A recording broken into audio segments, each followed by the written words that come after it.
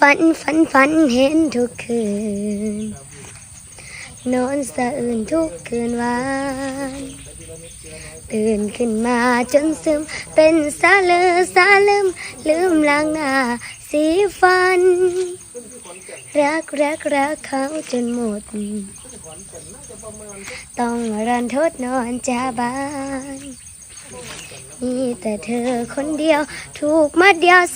3,000ทุกคืนวันเฝ้าแอบมอง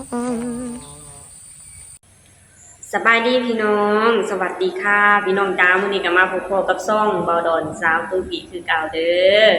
มามื้อนี้ก็พอกันอยู่ในของโถงเนาะพี่น้องเนาะนี่สตุกซื้อโซฟามาใหม่พี่น้องเนาะมื้อนี้ก็เลยพาพ่อแม่พี่น้องมาเดินนั่งอยู่ที่โซฟาเนาะพี่น้องเนาะมาพี่น้องมามื้อนี้สตุกก็จะมาเว้าถึงน้องธิดาลาวศรีวิไลคือเก่าเนาะพี่น้องเนาะคือมื้อเว้นนี้สตุกน่ะได้ไปเลื่อนเห็นคลิปนึงนะพี่น้องที่น้องธิดาลาวเพิ่นได้ร้องเพลงให้กับพ่อดาวบ้านโดนฟังเนาะพี่น้องเนาะซึ่งสตุกเห็นแล้วนะสตุกแบบว่า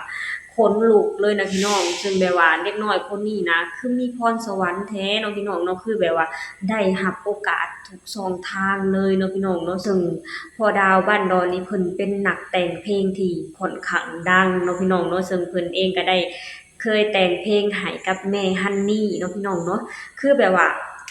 สตูเห็นแล้วแบบว่าดีใจเนาะพี่น้องเนาะดีใจที่ทางคนไทยและก็ทางพ่อครูหลายๆท่านนะได้ให้โอกาสเด็กน้อยลาวคนนี้แฮงๆเนาะพี่น้องเนาะซึ่งแบบว่าเพิ่นได้เมตตาเด็กน้อยลาวคนนี้แฮงอะลีเนาะพี่น้องเนาะคือแบบว่าทางพ่อครูศรีวิไลน่ะเพิ่นได้โทรไปหาทางพ่อดาวบ้านโดนเนาะพี่น้องเนาะแล้วก็ทางครอบครัวของเพิ่นเนาะพี่น้องเนาะแล้วก็ให้ทางน้องธิดาลาวศรีวิไลน่ะได้ร้องเพลงให้เพิ่นฟังเนาะพี่น้องเนาะคือแบบว่าสตุกเห็นแล้วนะสตุกแบบว่าแฮงฟังแล้วก็คือจังว่าแฮงดีใจเนาะพี่น้องเนาะดีใจทั้งดีใจแล้วก็ภูมิใจในเวลาเดียวกันเนาะพี่น้องเนาะดีใจที่น้องธิดาลาวน่ะได้รับโอกาสดีๆจากทางผู้ใหญ่หลายๆท่านเนาะพี่น้องเนาะคือแบบว่าทางผู้ใหญ่ใจดีก็แบบว่ารักแล้วก็เอ็นดูเด็กน้อยลาวคนนี้แฮงอะลีเนาะพี่น้องเนาะสตุกนะขอขอบคุณอะลีพี่น้องขอขอบคุณทุกๆโอกาสขอขอบคุณทุกๆความรักความเอ็นดูเนาะพี่น้องเนาะที่มีต่อเด็กน้อยลาวคนนี้เนาะพี่น้องเนาะซึ่งสตุกฟังแล้วนะสตุกแบบว่าคนลุกไปนำนะพี่น้องซึ่งน้องเองก็ได้ร้องเพลงให้กับทางพ่อดาวบ้านโดนฟังอยู่ในโทรศัพท์เนาะพี่น้องแม้ว่าสตุกฟังแล้วนะสตุกก็ดีใจในตัวเด็กน้อยลาวคนนี้อะลีพี่น้องซึ่งน้องนะเฮ็ดได้ทุกอย่างร้องได้ทุกเพลงอะลีเนาะพี่น้องเนาะมาพี่น้องเดี๋ยวมาฟังนำกันเนาะพี่น้องเนาะสมสตุกฟังแล้วนะสตุกแบบว่าแบบว่าแห่งภูมิใจในตัวเด็กน้อยคนนี้อันนี้เนาะพี่น้องเนาะมาฟังนำตุกเนาะพี่น้องเนาะพี่น้องละถึงอยู่คนละขอบฟ้า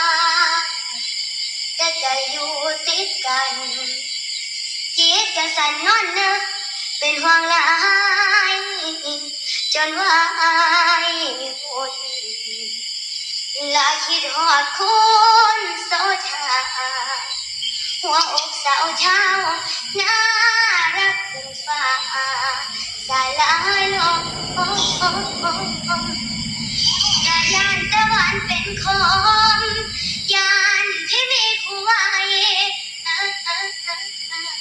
ที่ทำให้รักภาวะสาวเช้านาโอ้ยน้องยังคอยอ้ายขอบคุณค่ะ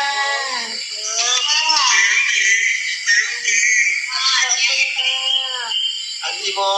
ออวยพรในอีหลานเนี่ยพ่อ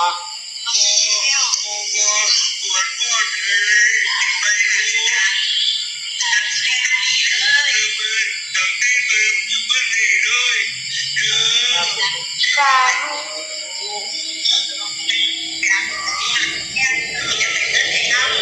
ต่อไปนี้อันนี้จะพูดยังดูนะแม่พระดีจะนั่นอยู่แล้วแม่ที่มันจะจะเกาดีแล้วแม่พอที่นี่เลยแต่จับที่นี่เลยคนลูกยาว แต่ว่าสิเอาเพลงนี่ล่ะนำน่ะบอกที่พ่อแน่มาเพลงที่ลูกสิเอานั่นน่ะเพลงนี้น่ะเพลงนึงน่ะพ่อสิมี รักเดียวก็อีกเพลงนึงก็คิดว่าสิเอาของคนมากบ่อยากรักกันนะเพลงนึงแต่ว่าสิให้อีพ่อเป็นคนเลือกให้บัดนี้เพลงที่3เนี่ยเพลงที่แรกนี่ลูกสิเอาเพลงนี้ล่ะสิเอาสาวหน้าภาวะรักเพลงที่2กับเพลงคนที่มีรักเดียวบัดนี้เพลงที่3สิอีพ่อเป็นคนเลือกให้บัดนี้เอาเพลงอยากให้น้องที่ดารานี่เลยบ่ค่ะเพลงของ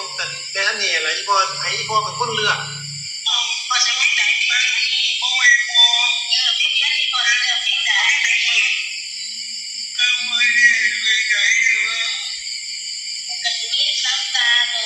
นสาวกาลสินธุ์ขอแล้วไม่แต่งฝันรักฝันร้ายฝันเย็นคืนน่ะเอาเพลงนี้บอกฝันเย็นทุกคืนว่าซั่นอ้ายเพลงหยังนี่ฝันรักฝันร้ายฝันรักฝันร้ายบ่พ่อที่พ่อจะให้อีหลาบน้องเพลงนี้บ่พ่อโอ้เอาสาธุในหัวลูกสาธุเอามาที่นี่อีพ่อเลือกเพลงนี้ให้ฝันรักฝันร้ายเนาะพ่อเนาะโอ้เพลงฝันรักฝันร้ายพอแล้วว่าแต่งคนที่มีรักเดียวคนที่มีรักเดียวหลักกาสาวหน้าภาวะรักก็พอเนาะ3เพลงเนาะโอ้เอาสาธุเอาได้ล่ะเดี๋ยววัน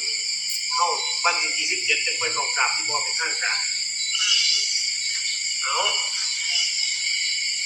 วันที่มีรักเดียวให้คุณตาคุณยายวันที่มีรักเดียวจะบาดลูกวันที่มีรักเดียวใจเดียวให้คนลือลันหัวใจอย่าได้แบ่งปันร้อยพันงามตามเตือรักเดียวให้ลูกเขาลือผู้ชายใจซื่อมีพี่เท่านั้น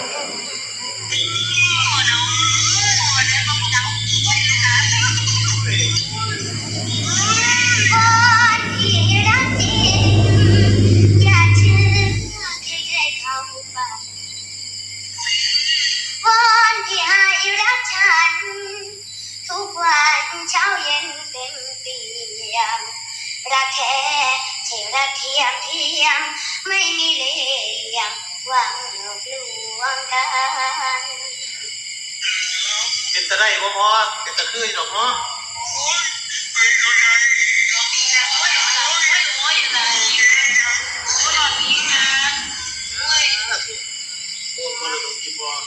ลูกหลานเก็บมาไว้นะพ่อเด้อถึงไว้ทยอยหาวิธีเก็บมาไว้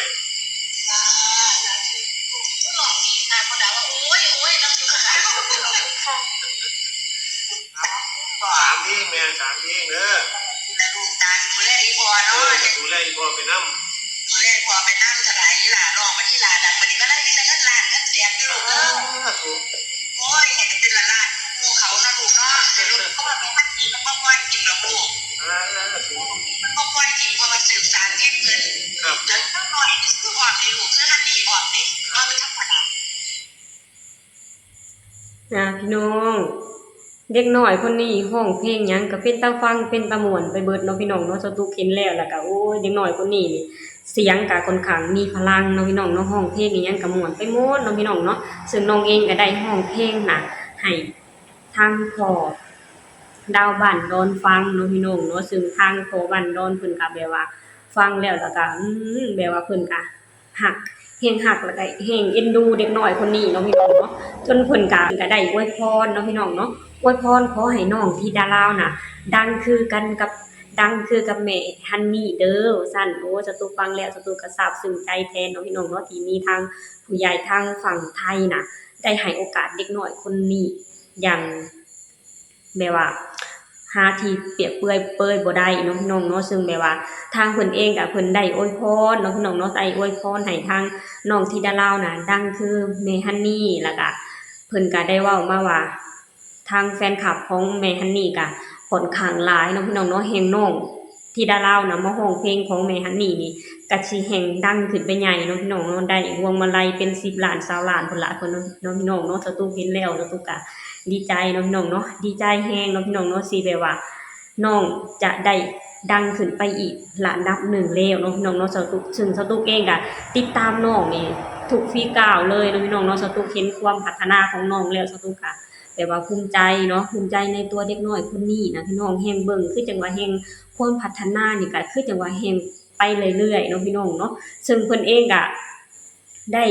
มอบเพลงให้กับน้องธิดาลาวน่ะถึง3เพลงเลยเนาะพี่น้องเนาะสตุกเห็นแล้วสตุกก็ต้องขอขอบคุณเนาะพี่น้องเนาะขอขอบคุณทางพ่อดาวบันดอนเนาะพี่น้องเนาะที่เพิ่นน่ะได้มอบเพลงของแม่ฮันนี่น่ะให้น้องธิดาลาวได้สานต่อเนาะพี่น้องเนาะ